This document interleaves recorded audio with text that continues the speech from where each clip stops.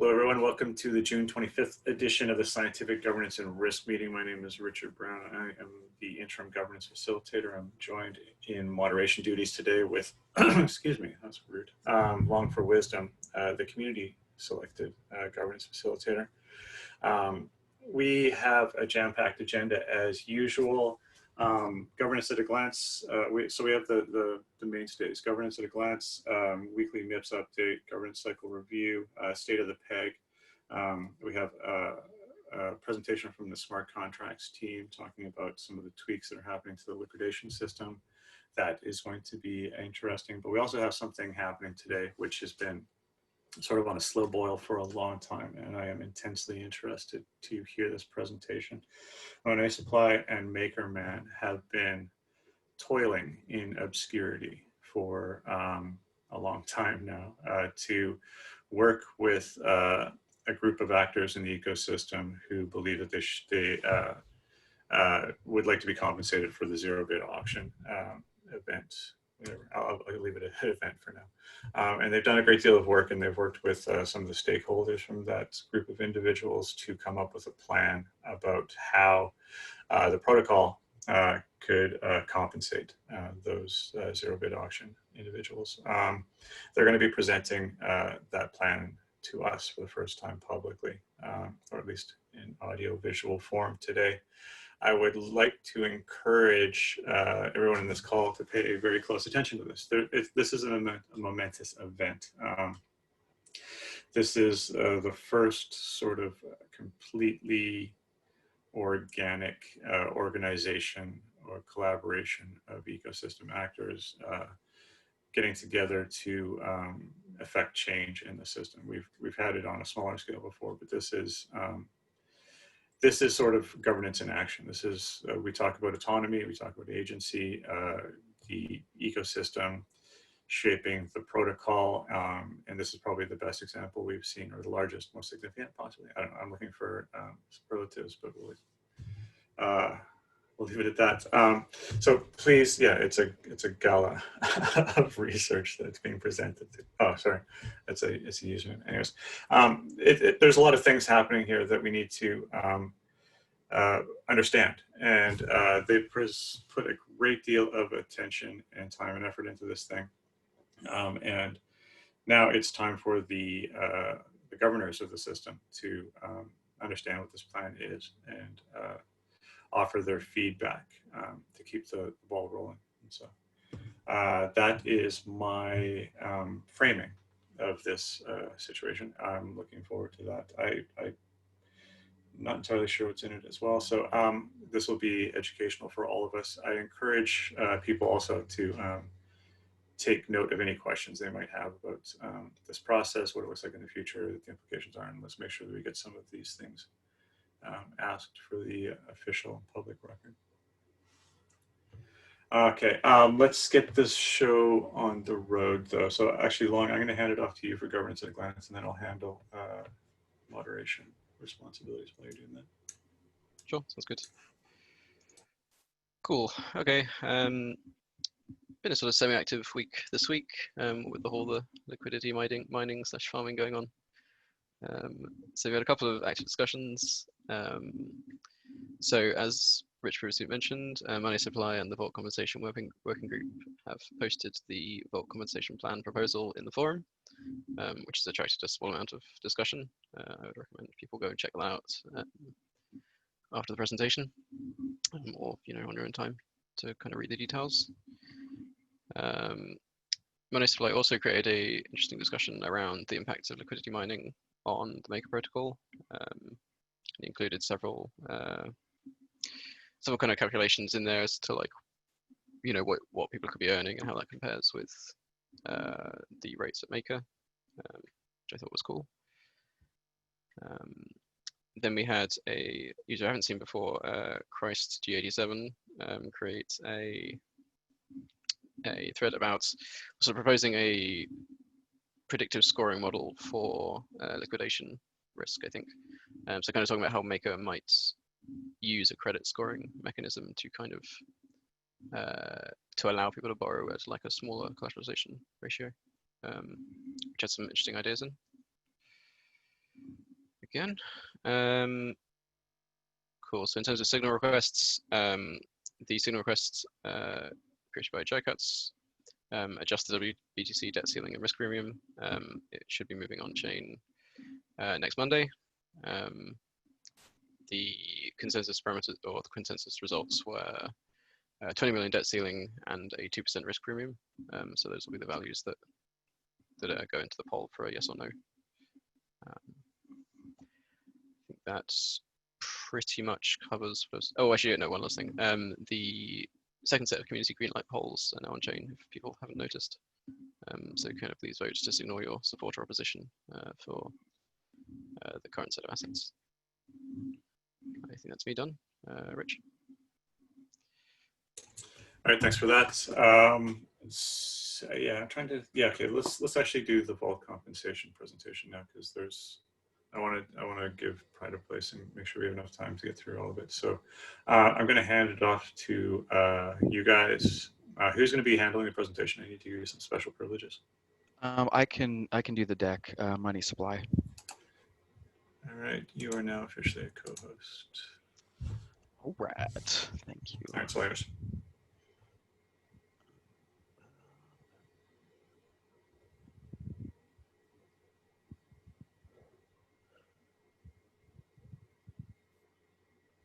All right, let me get this ready.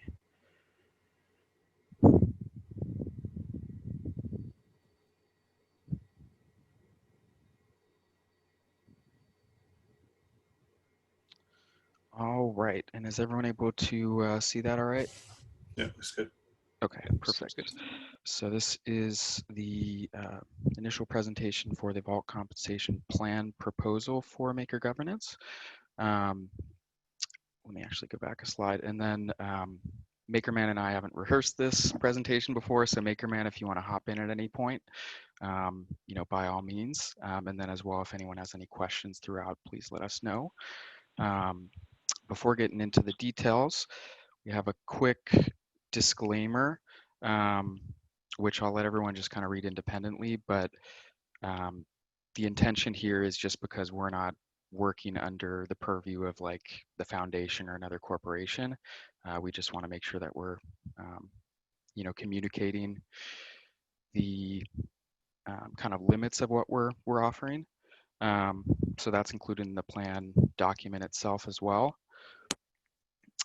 A little bit of background, I assume that most everyone's aware, but on March 12th, severe drop in the price of crypto assets caused a lot of liquidations.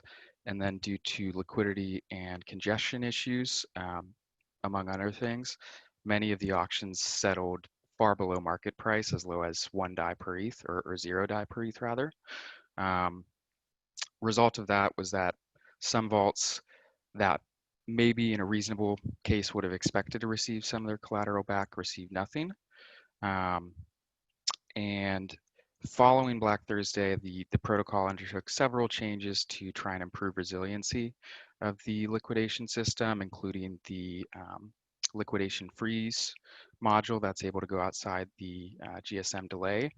And then on April 6th, so a couple weeks after Black Thursday, maker holders voted in favor of compensating the affected vaults, but the details at that point were still to be determined.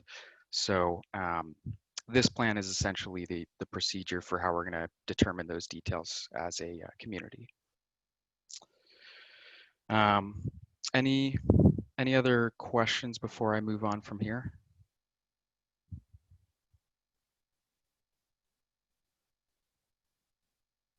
All right, I'm going to continue moving forward. And this is a Maker Holder Declaration.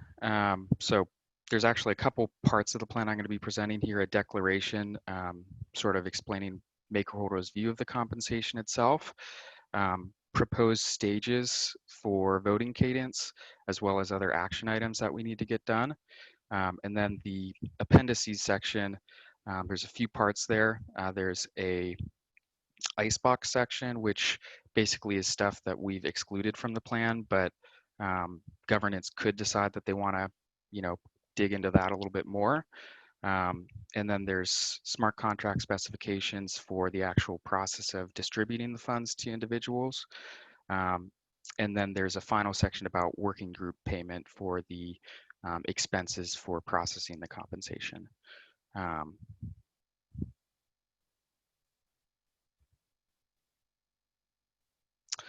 All right, so next up here, so firstly, the Maker Holder Declaration.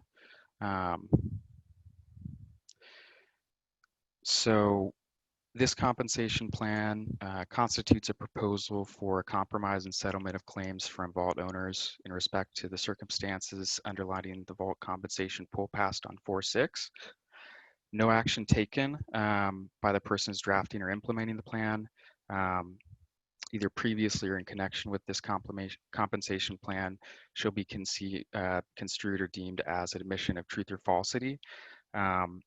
Basically, I'm not going to read through the rest of this, but we're trying to convey to the public and to vault holders that this is kind of an exceptional circumstance, and we don't want to create an expectation that these sort of claims are going to end up, falling on maker holders in the future.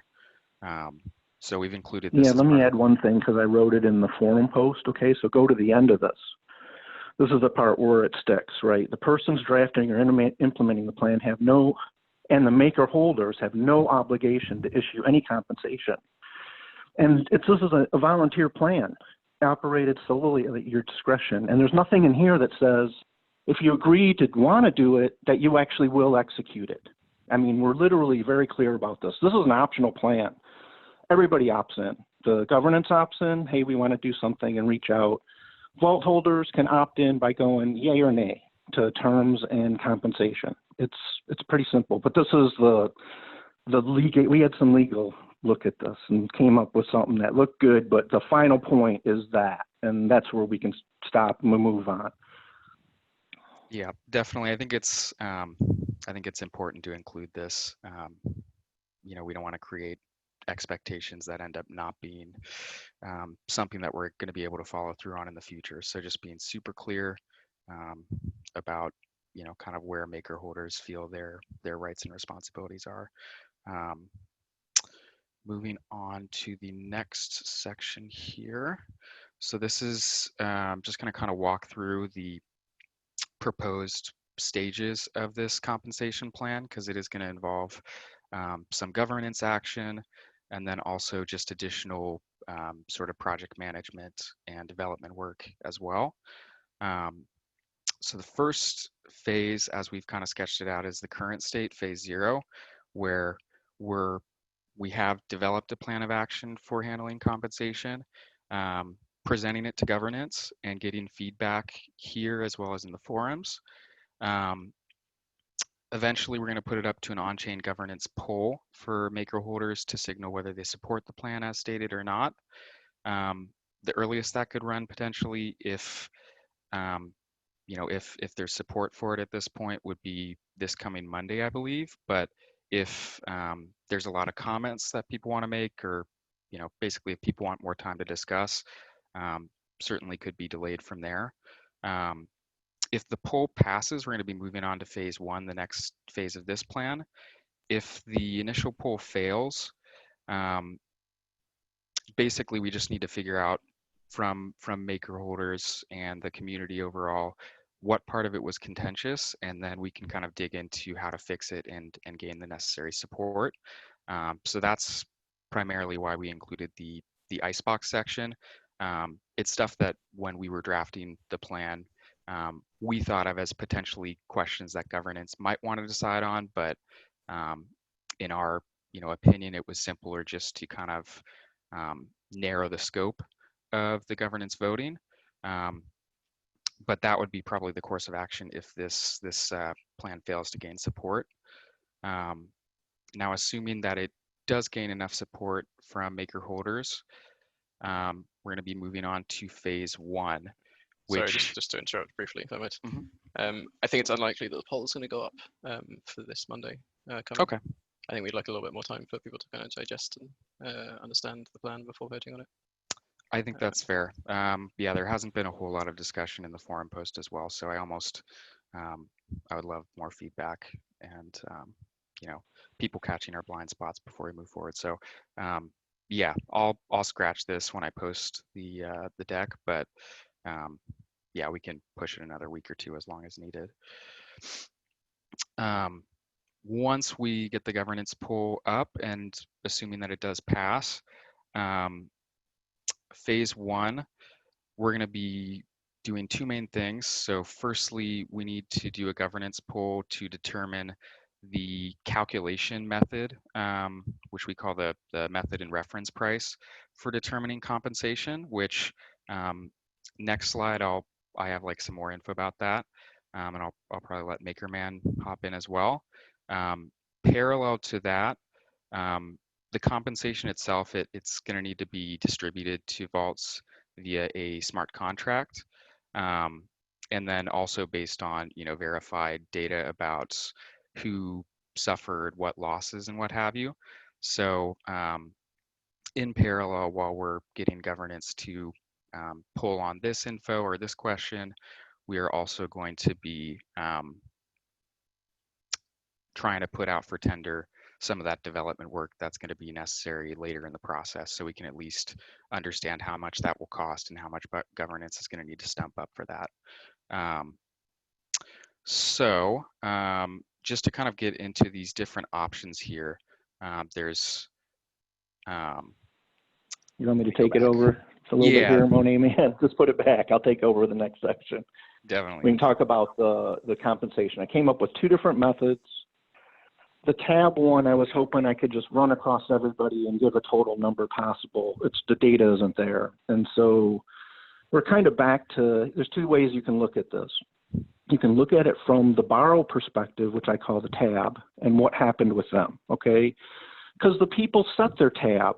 These vault users, when they borrowed, they set their tab value. And so you can use that as a really good measure of what they were thinking about their collateral. Otherwise, you can go back to what we think is a collateral deficit, and then it's just what's the value you want to put on it. At the time of auction, or ideally just one number for everybody. And then in the case we have A, B, and C, which is just S. We're talking about the F here. We can apply it to others. It's like, is it the price on the day it happened that we pick, or the price on the day we finally executed, or an average of those was kind of an idea. And then I had the tab change in relation to collateral change. Because when I started looking at these numbers, even for like the guy who self-liquidated and saved the system probably a $500,000 DAI loss, you know, Vault 2288, you know, he basically, you look at him and it kind of works out for him too. You get numbers that all kind of line up. And so they all become manageable from a thinking about this perspective. And so we just offer the different methods for choice for governance. And so flip to the next page. Do you have the example there, or what's next? Yeah, the next page I just kind of, for the less like I was gonna otherwise, okay. Math inclined people, this is just kind of like a narrative version of how this would be calculated. So starting off by figuring out what percentage of the collateral they've already gotten back, and then whatever the, you know, collateral return percentage that maker voters choose, you take, you know, what they've already received back, subtracted from that, and then that is how you figure out the percentage of the collateral that they are going to be getting from. Yeah, sure. But I guess like one of the things that no one's kind of like mentioned yet about this kind of compensation plan is what about some analysis on the people who took advantage of the system by placing all these zero bids? I mean, obviously that wasn't you know. I mean, they basically. Morally, I'm just saying, if you're going to do all this analysis, we might as well do a little bit of analysis on the people who took advantage, don't you think? I think that's kind of out of scope for compensating the vaults. You know, it'd be great. And you have to decide what you think take advantage means ultimately, because for people to borrow DAI, they had to put up collateral, right? And so this is kind of a contract in the loosest. It's not really. I mean, but they get to manage it. So I don't. What's the point? I guess, Chris. I don't understand. The point is to, like, if we're talking about compensation here, a about people who, you know, decided to open CDPs using Ethereum as collateral.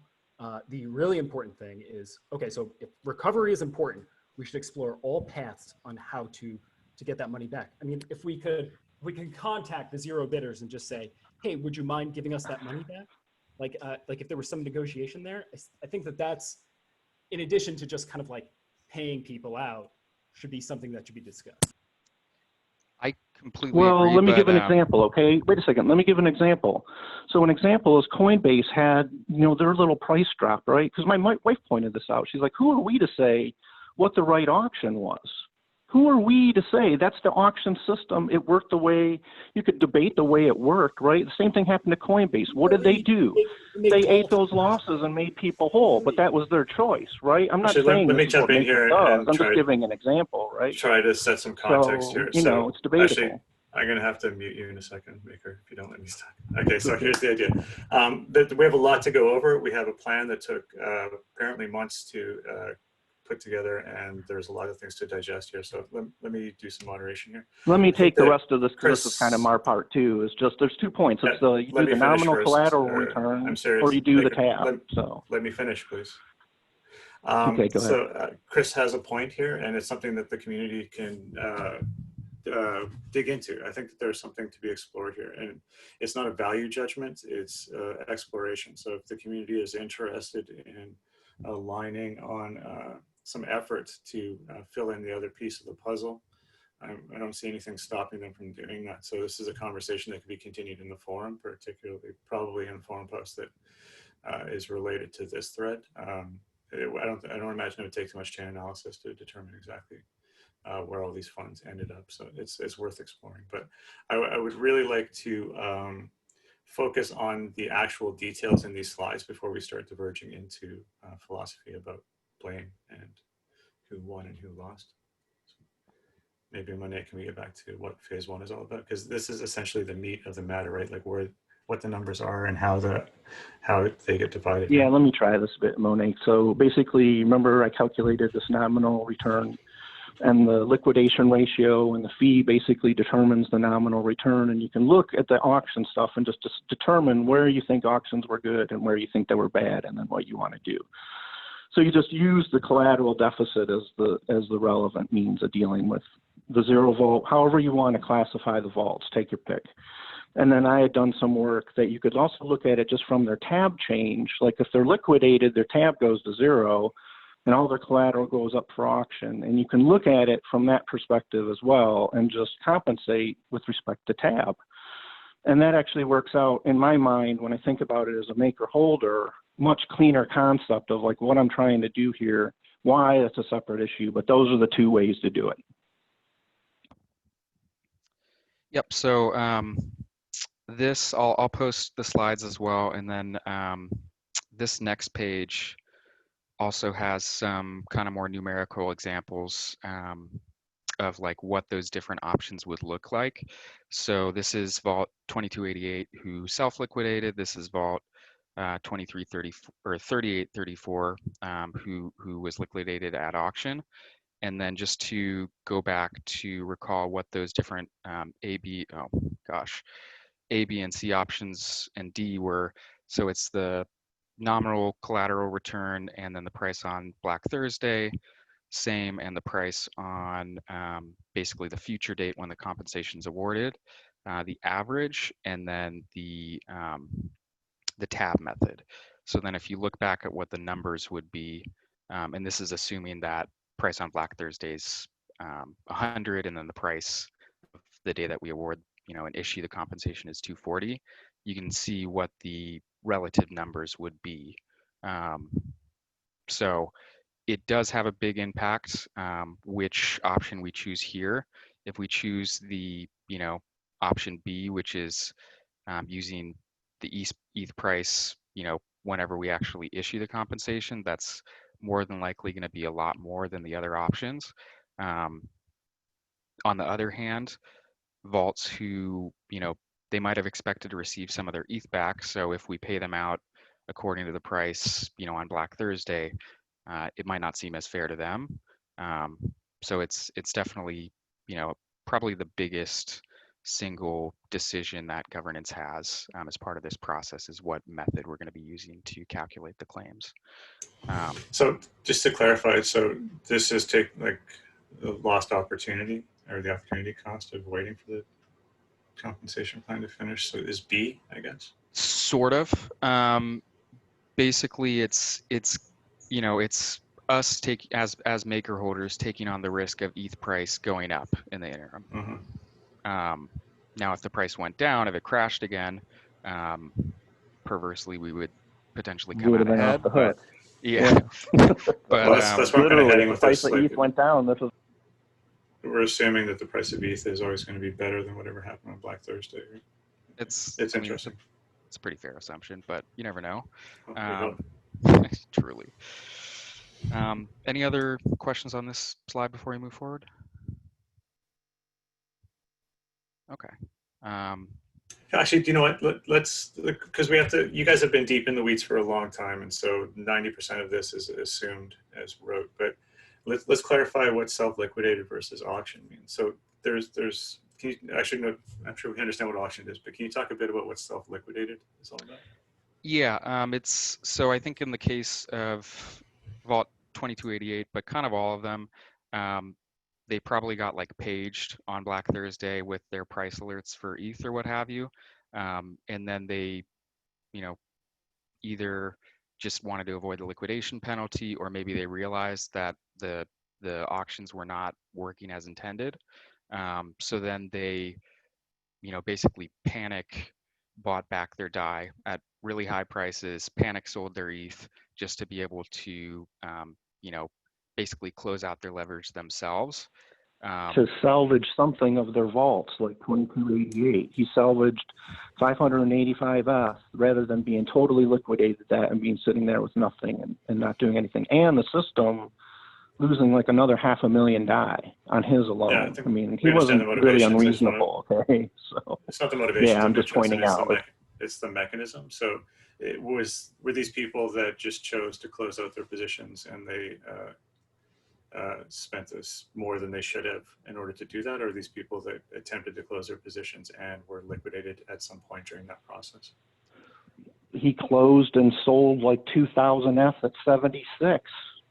Okay, let's put.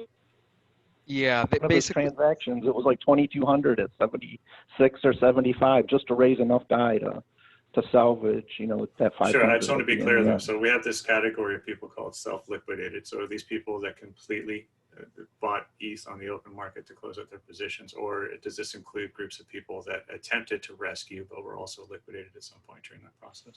Theoretically, he's just one example. So theoretically, you could be in both groups.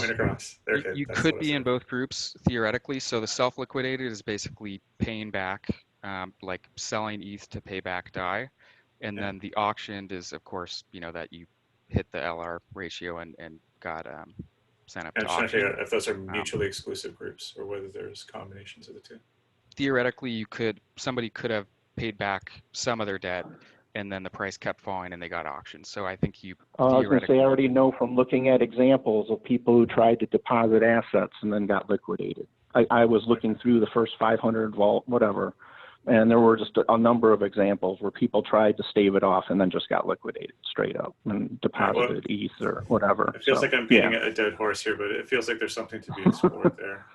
But I don't want to pass anything that sound like judgment, but that's an interesting distinction. So, but we should probably keep the slide deck moving. All right, thanks, Monet. Definitely. Yeah, and that's part of the icebox as well, is whether or not we're going to include them. So if if people have thoughts that they don't think they should be included, it's certainly not my opinion, but yeah, it's definitely open for discussion, and we can clarify further in the thread or the forum. Going to the next slide here.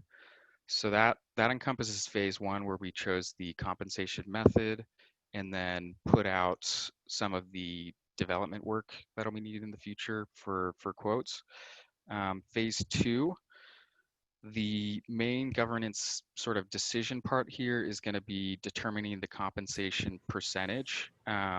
So recalling from the previous slide,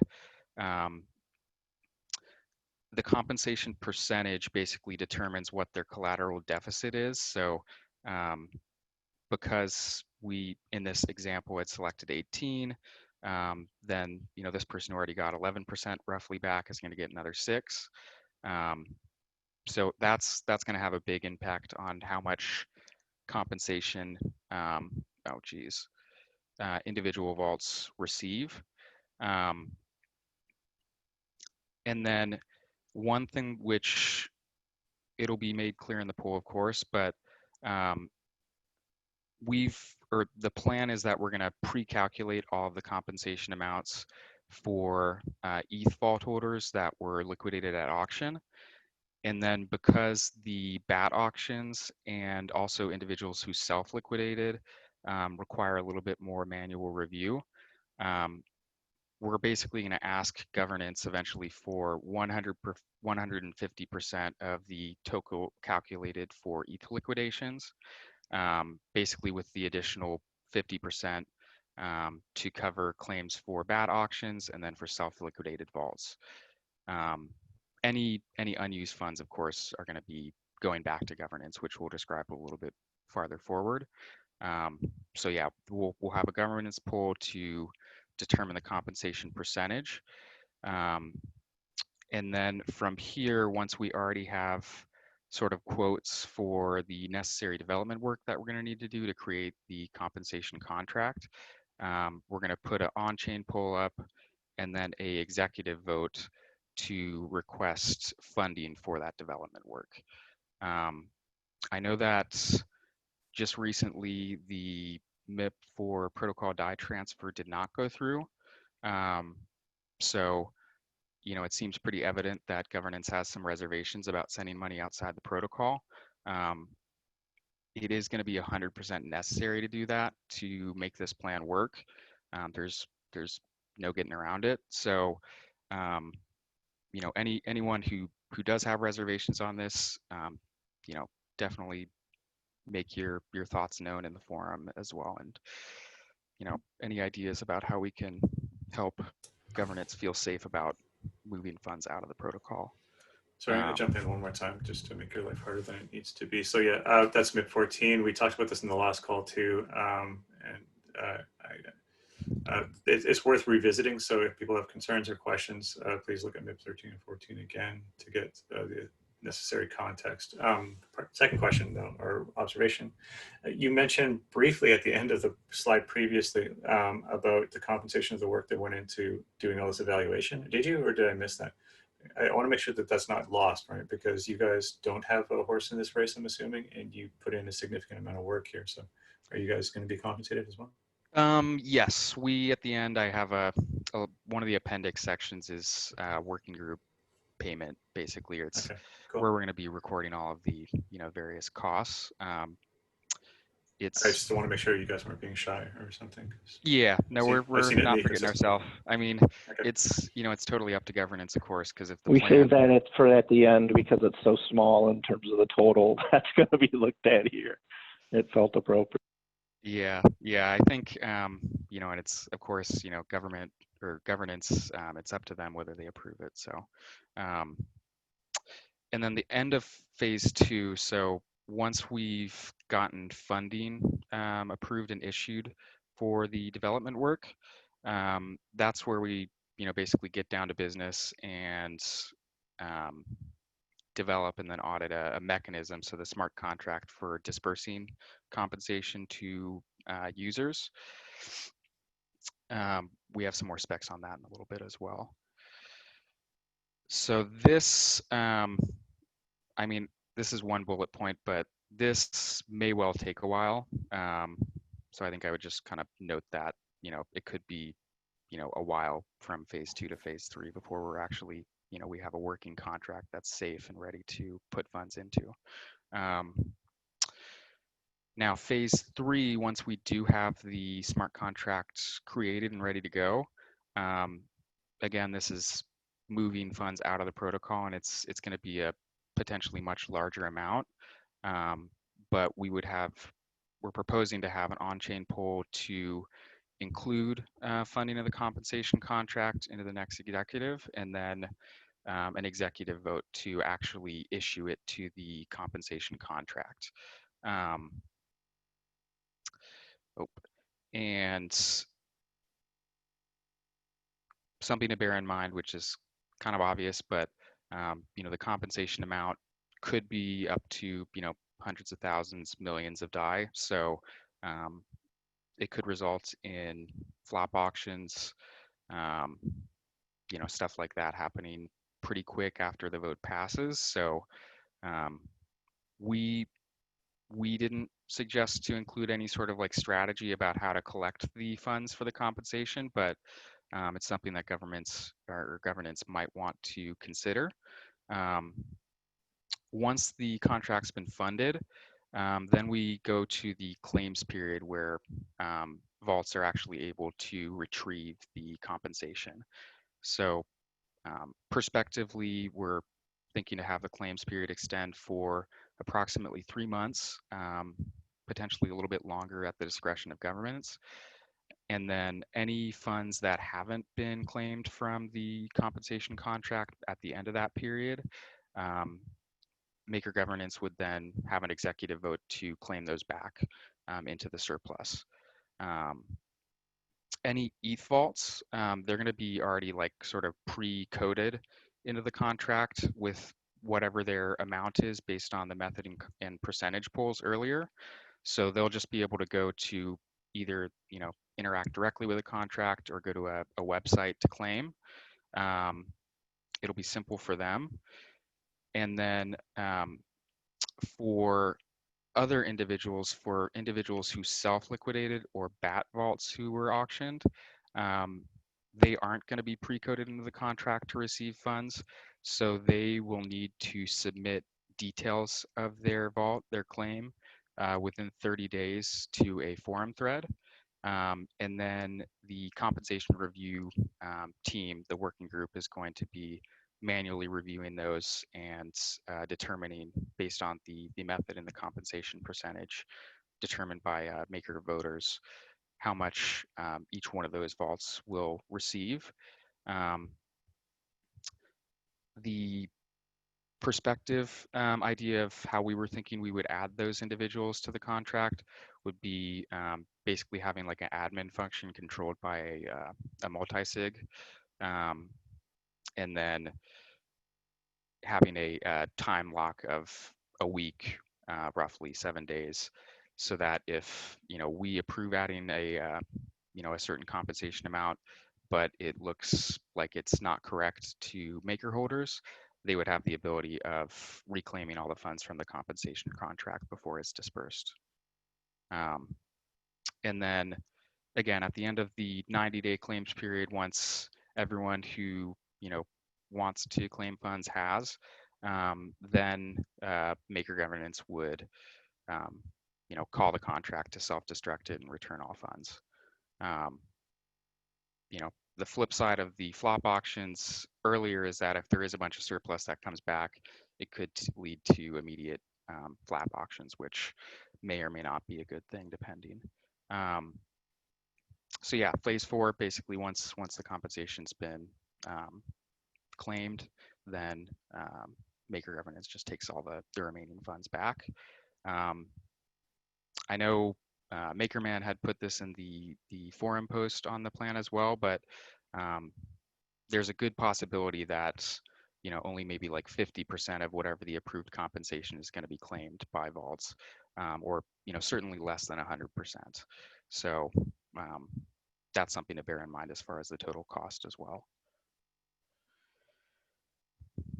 So this is just kind of a page, like the TDLR version of that whole compensation process. And then the appendices sections, these are just kind of like additional add-on parts of the plan. The icebox, these are different, potential questions that we didn't include as poll votes or stuff that we're posing to Maker voters, but potentially Maker governance might want to vote on these, if they decide that the plan isn't really fit for purpose as of now. So I'd encourage everyone to just kind of consider, if they think there's anything missing in the plan that they want to vote on, or just, look over the icebox and see if there's anything there that sparks your interest. Smart contract specifications, I'm just going to skip over that, but there's a GitHub link in the plan, which Joshua had made, kind of specifying what we need the contract to do. Any feedback people have to offer on that would be appreciated. Just speaking for myself, I'm not super technical, so people with more experience about this would definitely, love to hear your thoughts. And then lastly, working group payment. So as of about a week and a half ago, we had about 100 hours tallied total. I was proposing a rate of compensation of 50 DI per hour. Seems pretty reasonable, maybe even cheap for professional services, but it's, it is up to the discretion of maker voters. I think, I think none of us in the working group are doing this first and foremost to be paid. So, but that being said, I think it's good to just set a precedent of paying for work. So, based on this amount of time and that pay rate, it's about $5,000 of costs so far, and then we still need to determine the cost for these additional items. But I expect it would be a very, very small portion of the total amount of approved compensation that gets voted through. I think that is it. So I'm gonna stop sharing my screen here, and then if anybody wants to discuss.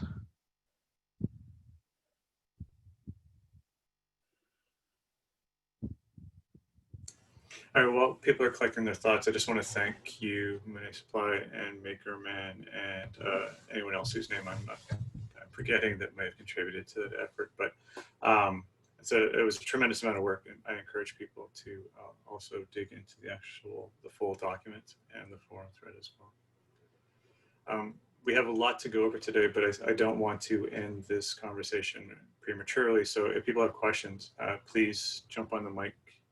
Feel free to interrupt me, type it in the sidebar if you don't have access to one.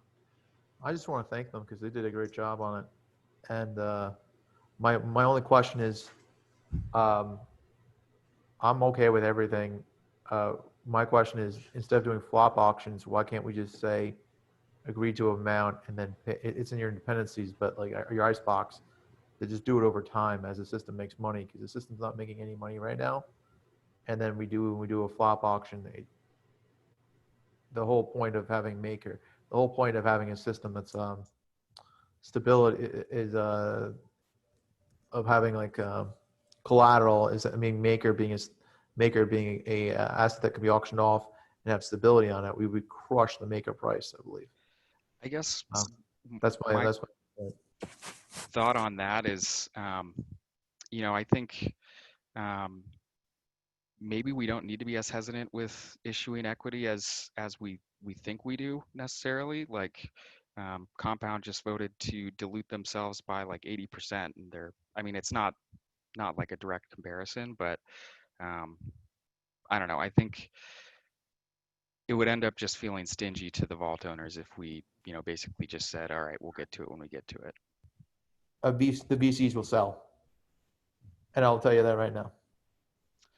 I guess do you want MKR to be trading $100? But that's blunt.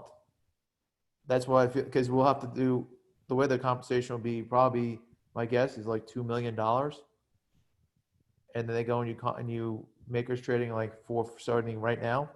If this gets through governance to sell, they'll sell into it and they'll dump it, and they'll bid on it when they'll bid on the flop auctions. They'll drive it down to buying the flop auctions. It's possible. I'm not sure that we're dealing with binary situations. There's always a spectrum for these things. So it's obviously worth exploring, and maybe even a model of what would happen. We don't even know first of all, people have to vote on which of these levels of compensation they're interested in, I think. And then after that, potentially scheduling. There seems like there's a pile of options that people more clever than I could come up with that would minimize impacts to the ecosystem. It's an interesting discussion. And it's something that we need to understand sooner rather than later, because like I think I touched on this in numerous times, but for true agency to occur, there needs to be some method of funding for the actors that are seeking to control their own destinies, to fund their activities. How that happens, we still don't have a clear perception of. We talked about MIP 14. That's not going to get us beyond helping the people that did the work, but at some point, there needs to be a process to pay for things, and this seems like the instigator to make sure that we get to a plan that actually works. So this is going to be a very interesting couple months. So it's 10 minutes at the top of the hour, and we have a significant number of things to get through. Yeah, I'm just going to ask people again, please. This is really interesting stuff. It has impacts on our ecosystem. It has impacts on our culture. It has impacts on perception of the foundation externally, and it has impacts on people that engaged with our ecosystem as well and suffered a loss. So there's lots of things to be discovered here. So please engage with this process and join the forum discussions. I am going to move things along, though. Charles, do you want to talk about the MIPs? Yeah. So I'm going to try to keep it a little more brief this week, but we are in the last week of June's governance cycle, and the executive vote went live on Monday to officially ratify the 6 proposals, and which cover amendments, onboarding a risk team, and the last one's slipping my mind right now. But the important thing to note, I'll share the link right here.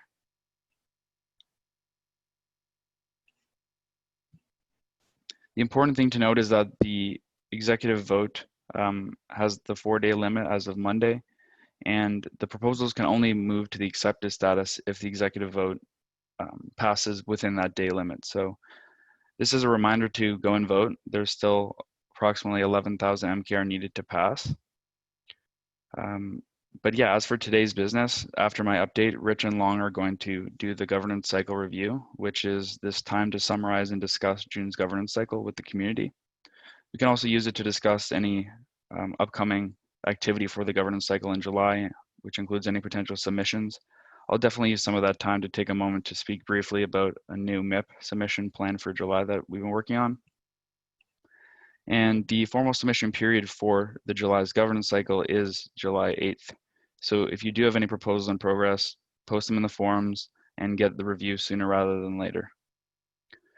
In other news, the whitelisting oracles and new light feed proposals that pass the governance poll stage will likely be put up in an executive vote within the next week or so. I'm not quite sure about the actual date, but they'll be included in the form update that I'll post later this week. In terms of collateral onboarding, the executive vote for KNC and ZRX goes live tomorrow. And as Long said, the new community greenlight polls are live and will run for approximately 11 more days. The polls are for gauging the sentiment around adding Lend, Matic, PAX-G, Link, ENJ, and WKT. I do want to note that if the amendment MIPs to pass this month's exec are ratified, the community greenlight polls will start in the 3rd week of the governance cycle and end at the end of the governance cycle, as opposed to carrying over to the next month's cycle. This improves the flow of the overall collateral onboarding process. So as a reminder, again, it's important to get this in to improve the efficiency of the MIPS process for collateral onboarding. The last point I want to make is that the MIPS form subcategory had an update. So the proposal ideas category, where community members can post and discuss any proposal ideas to improve Maker, the protocol or governance system, has a new entry by Andy McCall, and it's for adding a poll to prioritize collateral applications. And I'll just share it in the chat as well. If he is on the call, feel free to mention it, but I don't think I saw them, so you'll have to just look at the forum post. So that concludes the MIPS update for this week. Again, I encourage everyone to vote and check out the proposals in there, and also enter the forums with any ideas for next governance cycle. And I'll pass it off to Rich and Long to do the governance cycle review. All right, I'm going to hand it off to Long to handle this week's governance cycle review. Long, you want to take it away? Yep, that's fine. Cool. So we started off this month with 9 proposals that were submitted in the initial submission period. They were 13, declaration of intent, 14, protocol data transfer, 4 amendment MIPs, amending various parts of the collateral onboarding process. A sub-proposal to add Cyrus as a risk team, and 2 MIP12 sub-proposals to onboard KNC into their X. So that was all the submitted stuff. In terms of stuff that we actually ended up accepting, that ended up being everything except for the accepting into the governance cycle. That ended up being everything except for the MIP12 proposals, because they didn't contain all the domain work that was required to make them valid under the MIPS process. So obviously, as Charles said, that's now being pursued under the weekly cycle for this month. So we had 7 MIPs or 7 proposals going into the inclusion polls. The outcome of the inclusion polls was that 6 of those continued to the governance poll. The only one to not continue was MIP14, as we discussed. And those 7 are now, is it 7 or 6? So those 6 are now the ones which are up for vote in the executive. So of the 9 submitted, we ended up with 6 going in, which is like a reasonable rate, which is cool. So I thought it'd be interesting to briefly have a look at the amount of maker voting in the various polls, comparing like the first governance cycle to the second, or to this current one. So we had 1 submission in the first month, and 9 submissions in the second month. For the first month, we saw like 5K maker voting in the inclusion polls. There was only 1, whereas in this month we saw more like 17K voting, which was interesting. That was like an increase generally. However, again, this month, like last month, we saw the amount of maker voting in the second poll, the governance poll bundle, was only like around 4K or 5K. Guys, 5K the first month, 4K the second month. So that kind of indicates that, again, maker holders are kind of finding that poll less important or less impactful. I would still encourage everyone to vote in it, because if it gets voted down at that stage, then it doesn't continue. It's potentially a signal that that maker holders view that poll as surplus to requirements or too much effort, if that makes sense. So that's something to keep an eye on, and I'll kind of continue keeping track of like how much maker is voting in the governance cycle as it goes forwards. In terms of next month, July, Charles kind of already discussed briefly. There are currently 2 MIPs in RFC, the request for comments, that's protocol data transfer and the dark fix mechanism. I don't believe either of these are going to be submitted for next cycle, though I could be wrong. And there's potentially some other stuff coming from the foundation to be submitted as well. But yeah, nothing that's come out yet. So I'd encourage anyone that has MIP ideas or is in the process of writing MIPs to submit them as soon as possible. And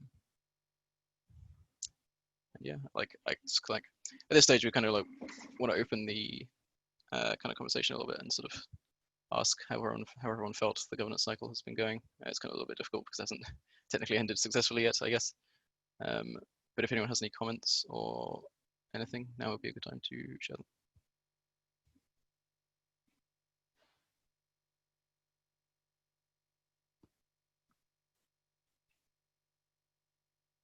Okay.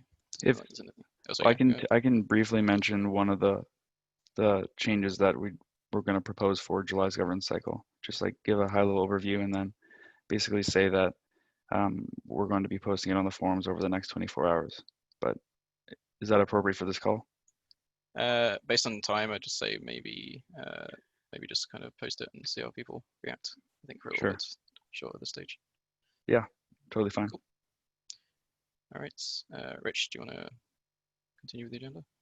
All right, yeah, so let's keep things moving. We're at the top of the hour, but let's hand it off to smart contracts to hear about the tweaks to liquidations.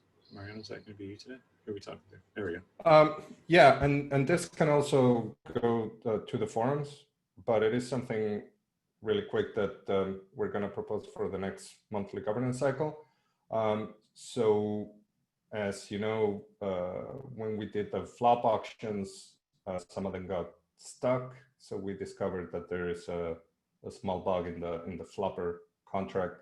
And doing that, we also realized that the 3 different auction contracts, the flip, flap, and flop for collateral, debt, and surplus auctions, they require double liquidity when interacting with them in certain cases. So we are going to, well, that is already fixed and tested and formally verified, as well as the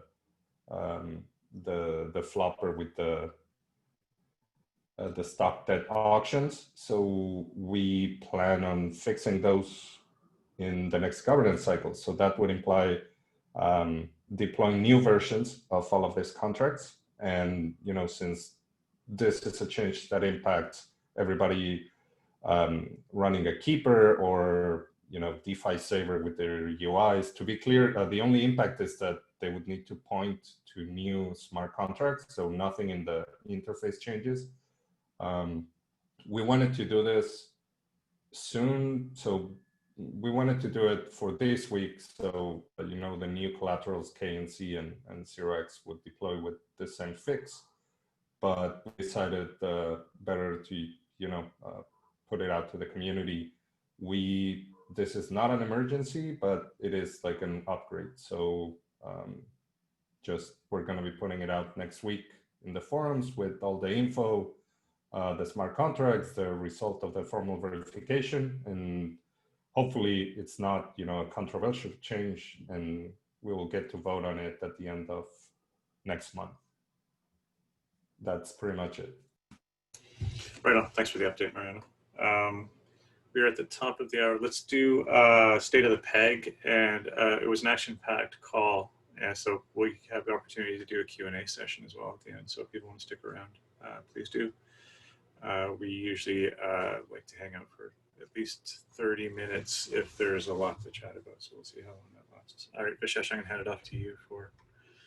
I think you said you're going to do a presentation on yield farming strategies. Is that what we're in for today? I said that. I did. I guess That was leading the witness. I was clever there, bud. Every time, it almost gets me. All right.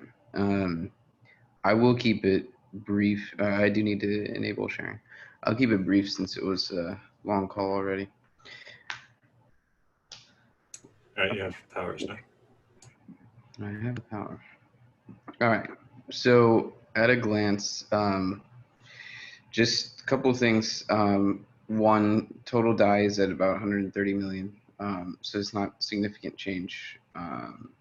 But there are a couple things to touch on here. Obviously, you see that USDC-B and TUSD have been added as sort of empty buckets here, as those are in the plans. So let's talk about some of the collateral types that we currently have. WBTC, so this has been kind of sitting flat since it hit pretty much at capacity.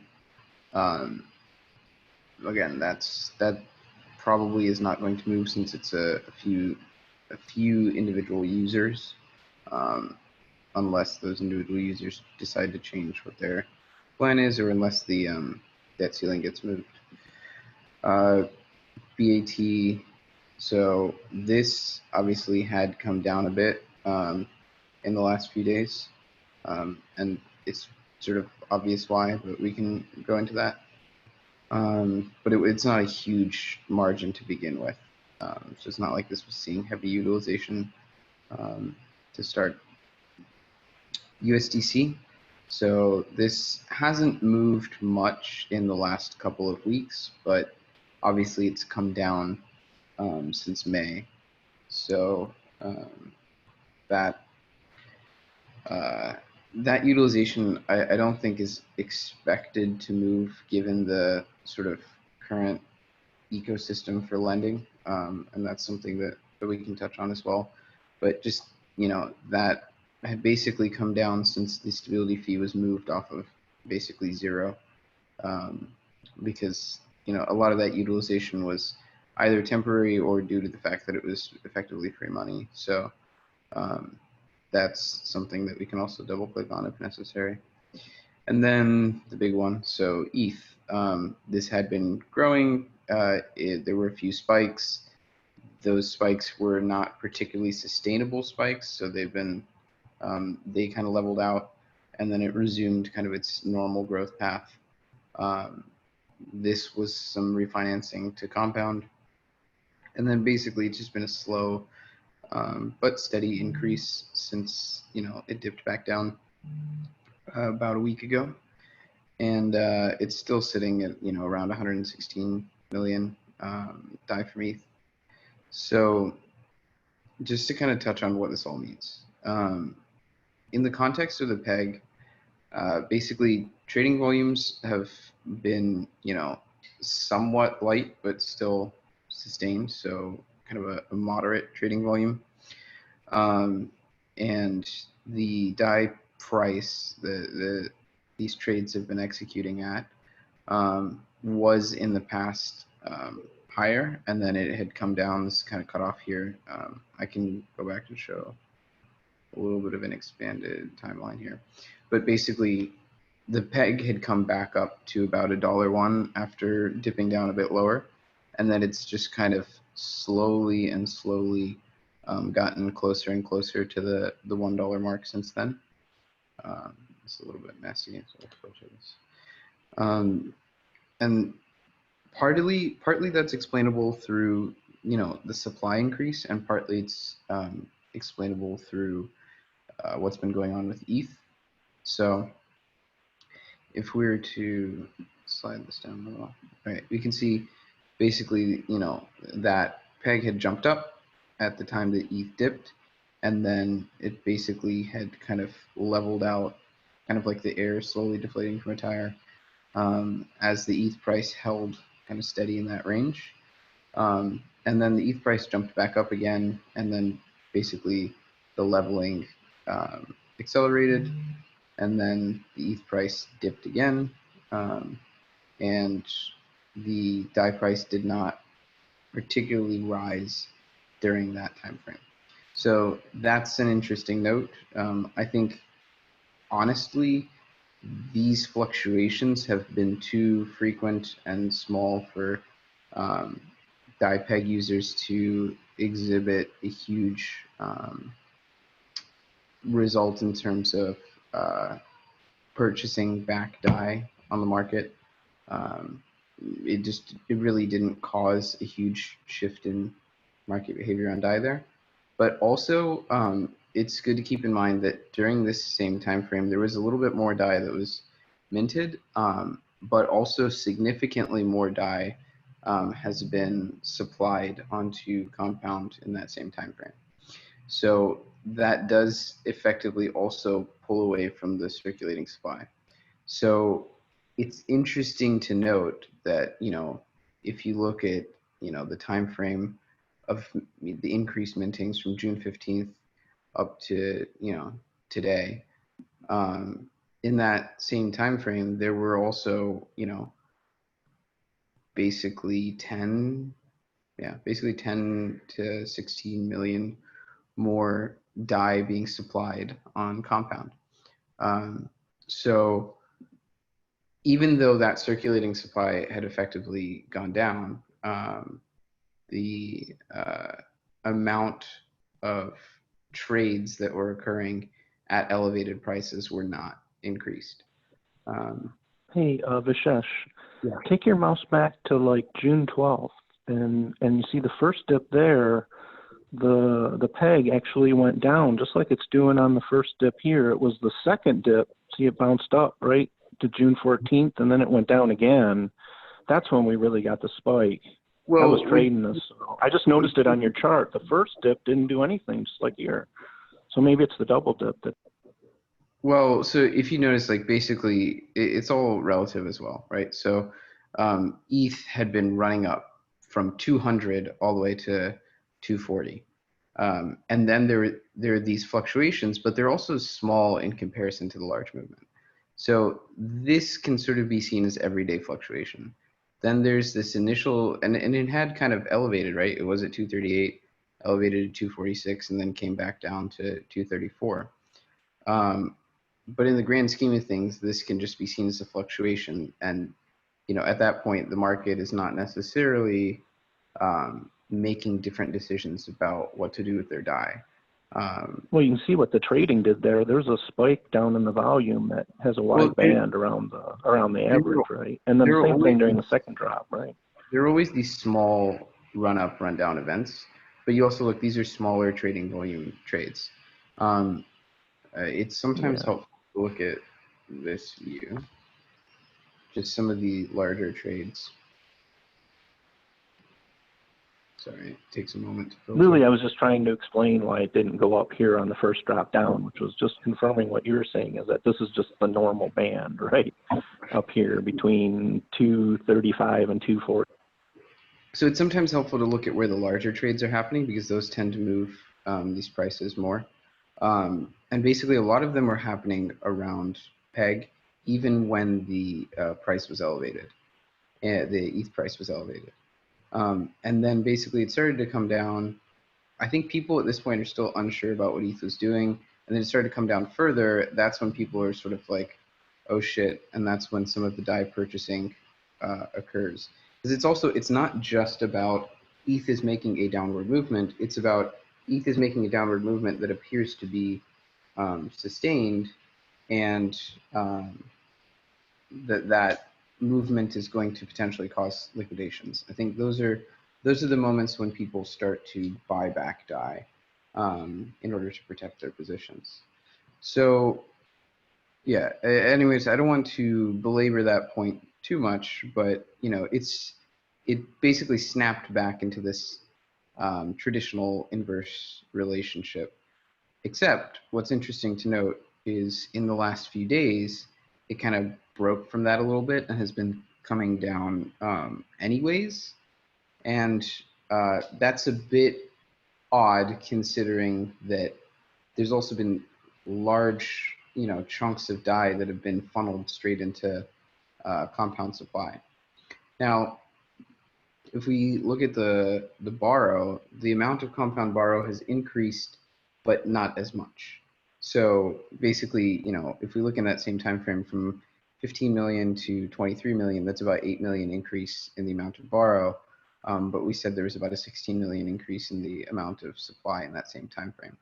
So I would say it's about 13 to 16, depending on which day you pick. But you know, there's a bit more DAI that was actually supplied than was borrowed. And so effectively the amount of DAI that's floating out there on order books, you know, would have decreased.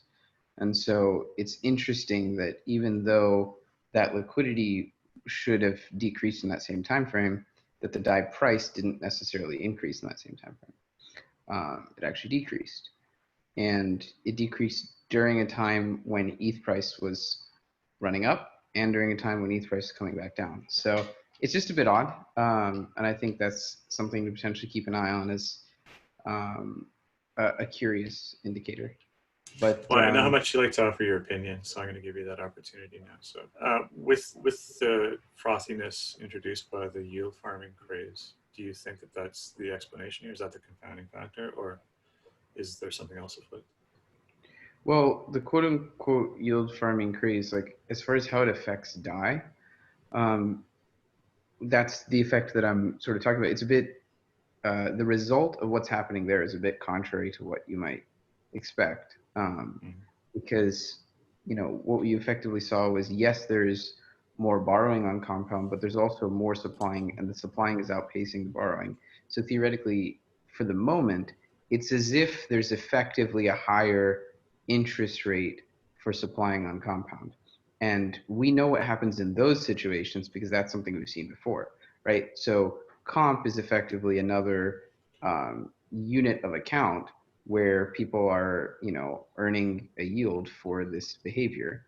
And so that could economically be thought of as being equivalent to, an increased interest rate. And so if you're earning a higher supply rate on compound, people tend to, if it's high enough, mint DAI and supply straight into compound, which appears there was a small amount of that going on. But also generally keep positions open, continue to lever up, and then basically choose to eat any stability fees or any DAI premiums in order to get access to those yields. That's the kind of stuff that we've seen in the past from DAI users. So the interesting thing to note there is, even with all that going on, what you would traditionally expect is the DAI price to run up, but it hasn't in that same time frame. So that's what I think is a bit interesting there. Okay, I don't want to beat the horse to death, so I will sort of pause there, and then I'm happy to double click on specific things if there's questions.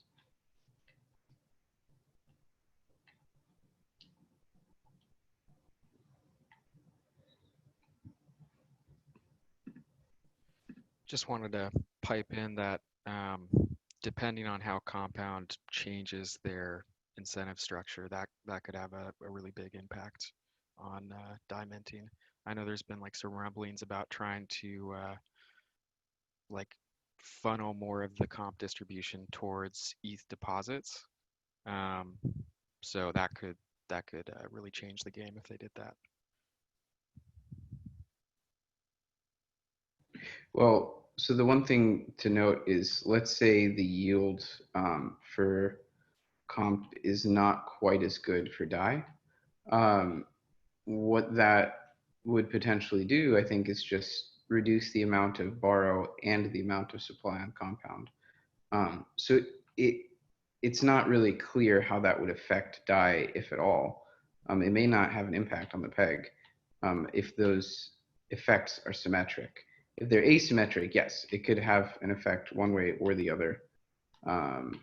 But as it stands, it appears to be somewhat symmetrical. Yeah, I think the like open interest, even if the peg doesn't get impacted like immediately, the open interest on ETH DAI borrowing could move over to them, and that, I don't know, everything becomes a little bit more unpredictable, I think, at that point.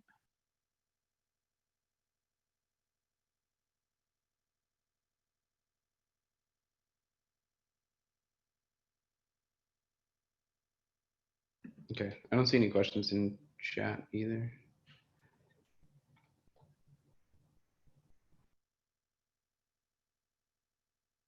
All right, I think we can start the awkward silence shot clock then. We talked about compensation, we talked about MIPs, we talked about the peg, we talked about tweaks to liquidation process. Anybody have any questions? Now is the time to ask them. Or if there's something that wasn't on the agenda but people want to talk about anyways, please hit this mic button or type your question in the sidebar and we'll get to it. I don't know. I was just going to follow up on a Vishesh thing, which was looking, because I've been looking at this comp thing as well, and it looks like, in effect, because of its price and the way it's coming out, it's affecting rates. Does anybody see anything that could broadside us here that, I don't know, just that they're thinking about? Because I haven't really digested it, but it looks like it's just really driving a rate engine, seeking engine in a weird way that doesn't seem to be normal from a money supply perspective. I mean, I can think it through and take advantage of it, but then thinking about all the implications of it. So kind of like with, Cyrus or somebody with risk. Is there any risk here on this stuff? This is the only thing I was. Yeah, I kind of want to second that question. I'd love to hear it. This whole yield farming thing makes me super nervous. And my major concern is, how does this affect DAI in the protocol? Well, so yeah, there's two separate questions there. One is, how does this affect DAI and how does this affect lending markets? The second one, we need another 1 hour call to go over. But how does this affect DAI? I mean, at the moment, like I said, the impact on DAI appears to be balanced. There is a lot of open interest on both sides there. So, like I said, so the simple question was, is there risk? The answer is, of course. Can we necessarily pinpoint how that risk could mess with DAI markets? Very unpredictable right now. But the point is there is a lot of open interest on both sides. So if something changes with those rates so that it becomes more asymmetrical, then yes, it could have a significant impact on DAI peg in either direction, right? So if it becomes vastly more profitable, for example, it's not necessarily a particularly realistic example, but if it becomes vastly more profitable to supply DAI on compound than it is to borrow DAI on compound, then obviously you're going to see, you know, liquidity for DAI dry up until such time as it becomes, you know, not so profitable anymore, and then you just see a surge of liquidity and the peg, you know, flip flops the other way. And then vice versa is true if it becomes much more profitable to borrow than it is to supply. So the point is, I think it just adds, yes, a degree of peg risk, in particular a degree of dependency on the profitability of those behaviors on compound. As you know, that's the impact that secondary lending markets have always had on DAI. You know, whatever is profitable is going to initially either dry up liquidity or dump a bunch of DAI onto the market. And then the vice versa is going to be true once that profitability dries up.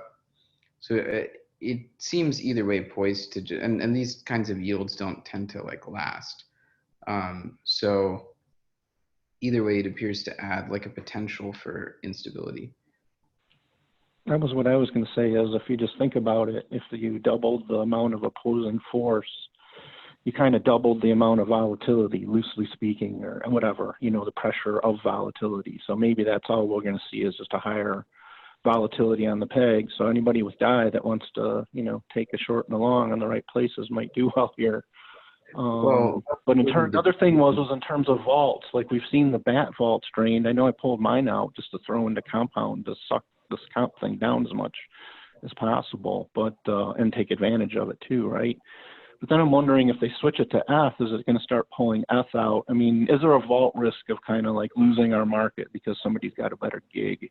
You know, think of it from all sides, right? It's not just the DAI risk. It's like, what does it happen? What happens to the business side too? So I don't know. I've been trying to digest it, and I haven't made sense of it. I'm just kind of taking advantage and seeing what it's offering me to do, given gas prices and everything. So yeah, I mean, the other point is going to be that the types of users that are chasing yield on BAT are not necessarily the same types of users that are supplying ETH to Maker in order to get leverage on ETH.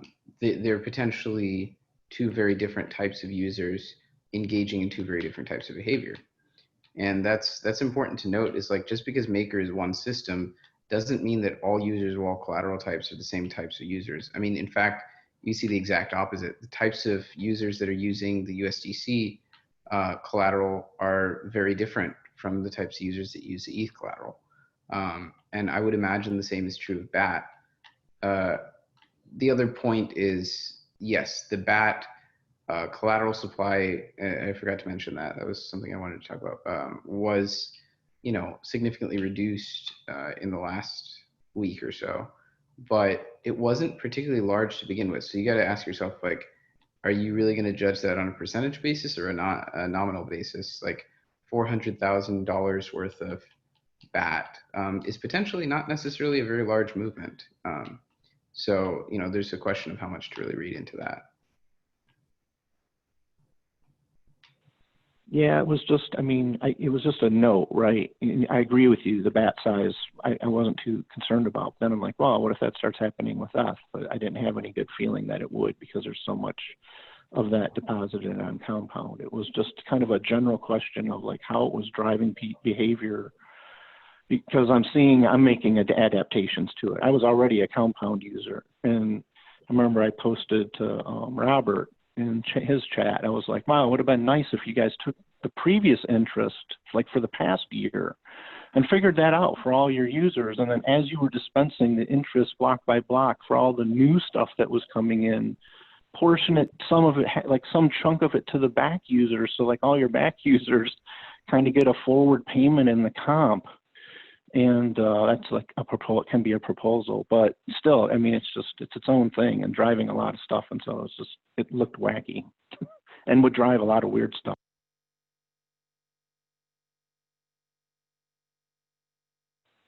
I mean, there's like 700 million additional on compound right now just driving this, so it's pretty amazing.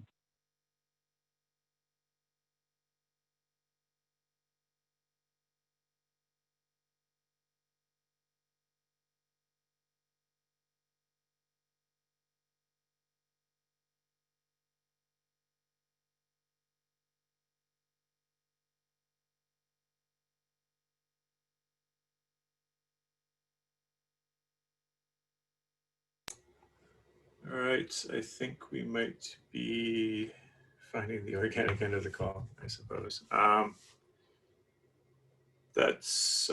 so I'm going to wrap things up a bit. It's been a long one, but actually I want to take this time to just once again publicly thank monet-supply and MakerMan and company for the work that they did turning the compensation initiative, or the desire for a compensation plan, to actually turning it into a plan, coming up with a project plan in obscurity, largely by yourselves, is a thankless task. It's onerous, requires a lot of deep insight and a lot of research. And I would like to thank you on behalf of the entire ecosystem for the work that you guys did. It's really appreciated. Please follow up in the forums, read through the document that they've posted, and offer your inputs. All right, I think that we're going to stick a fork in it there. Thanks everybody for showing up. Talk to you all next week.